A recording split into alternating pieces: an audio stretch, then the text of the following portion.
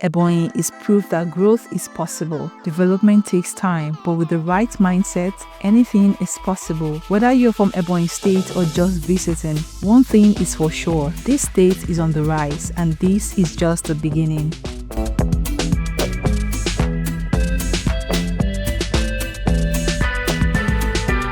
Ndewo nwoke ọma. Aha mbụ nna Jichi na-atụ esi m Ebonyi People TV bịa. Onye ka m na ya na-ekwukwa nwoke ọma?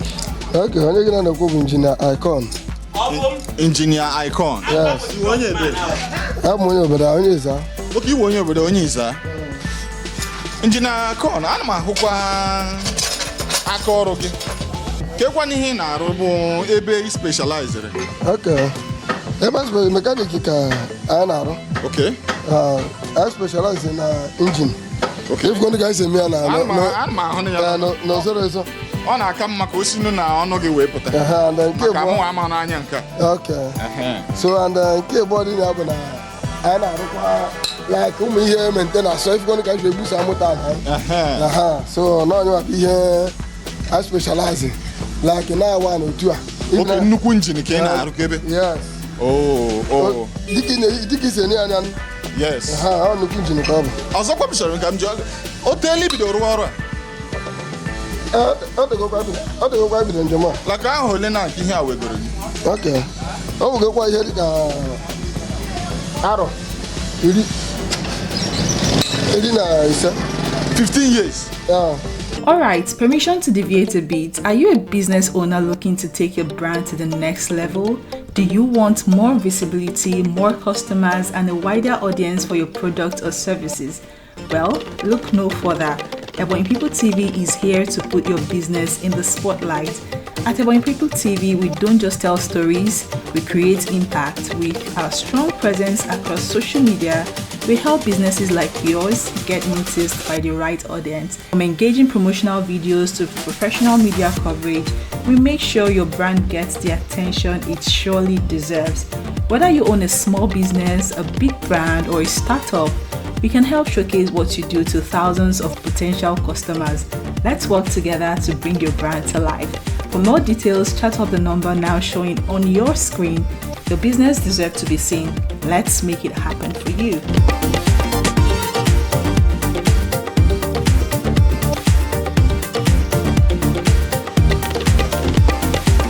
Kekwanụ challenge ị ga-asị ị na-enwe dịka onye mekanik?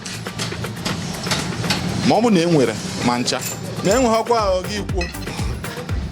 Well, challenge I know sometimes bụ na if going ka ebe anyị nọ dị na.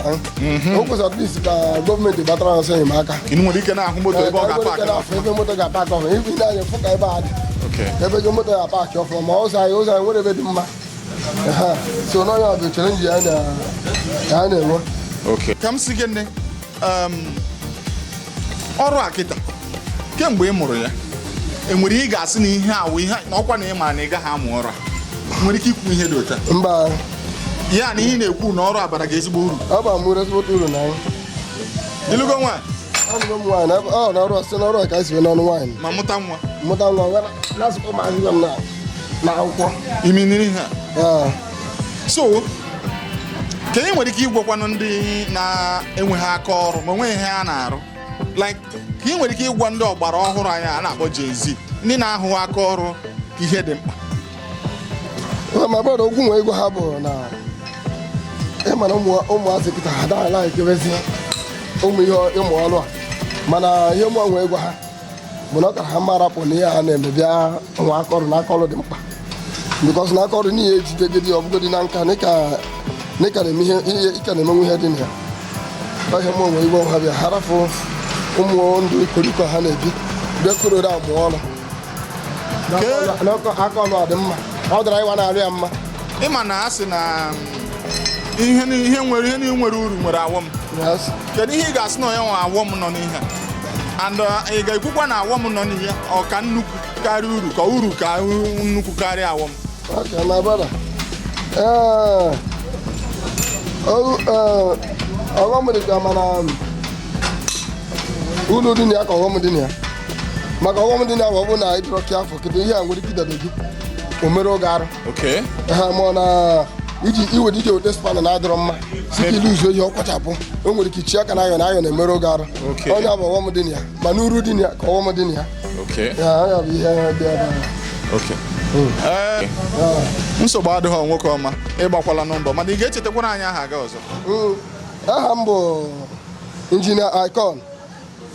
Injinia Icon? Yes. Injinia Icon a wee ezigbo aha gị kọwaa aha otutu gị. Afọ otutu m. Kekwana ezigbo aha gị? Afa m bụ Injinia Ikechukwu Nwankwọ. Injinia Ikechukwu Nwankwọ. Yes. From Eza? From Eza. Unu anụla n'ihe a ndị be anyị. Onye anyị na ya na-ekwuwo Injinia Ikechukwu Nwankwọ. Injinia Icon dịka otu esi akpọ ya. Ihe ọ na-arụwo injin nnukwu moto a na-akpọ 911. Ị na-ahụnye ya ihe awụ ọrụ aka Injinia Icon. Igbo ọ bụ na moto gị nwere nsogbu dịka ụdịrị nnukwu moto ọ ihe ọ na-arụ gị butere ya edozie ya ọfụma. Injinia Icon awụrọkwa nsọsọ na ọwụ onye ọrụ kama na o nwere 15 years experience n'ihe ọrụ a.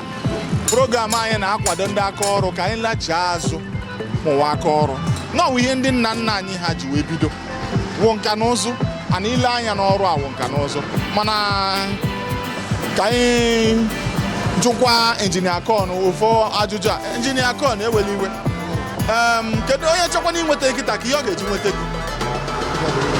Ihe enye nweta m ka nkọ enwere m akara ekwentị. Oke, ị ga-akpọrọ anyị akara ekwentị gị a? Akara ekwentị m bụ 080 64 00 42 33. Okay. Injinia Icon ịgbaala mbọ. Ngwanụnụ ka ọ dị mgbe ọzọ. This is Ebonyi State, the salt of the nation, the land of resilience, progress and hope.